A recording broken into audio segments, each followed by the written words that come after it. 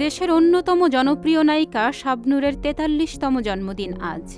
১৯৭৯ সালের ১৭ ডিসেম্বর যশোরে জন্মগ্রহণ করেন তিনি। শাবনূরের পারিবারিক নাম কাজী শারমিন নাহিদ নূপুর।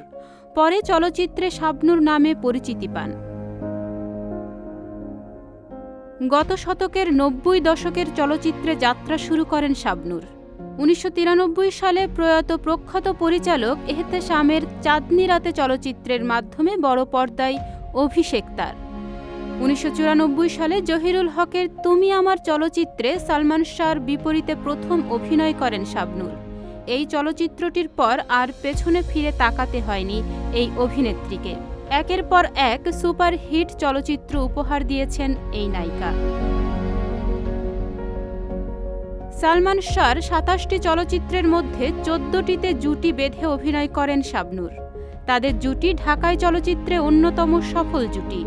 সালমান শাহর মৃত্যুর পর নায়ক রিয়াজ, ফেরদৌস, মান্না ও শাকিব খানের সঙ্গে জুটি বেঁধে পর্দায় হাজির হয়েছেন শাবনূর।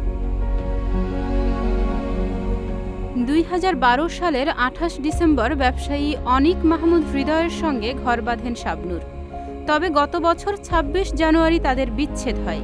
তাদের সংসারে আইজান নিহান নামের এক পুত্র সন্তান রয়েছে। বর্তমানে ছেলেকে নিয়ে অস্ট্রেলিয়া বসবাস করছেন শাবনূর। দীর্ঘ ক্যারিয়ারে তিনি ১৫০টিরও বেশি চলচ্চিত্রে অভিনয় করেছেন। ২০০৫ সালে মুস্তাফিজুর রহমান মানিক পরিচালিত দুই নয়নের আলো চলচ্চিত্রে অভিনয়ের জন্য শ্রেষ্ঠ অভিনেত্রী হিসেবে জাতীয় চলচ্চিত্র পুরস্কার পান শাবনূর।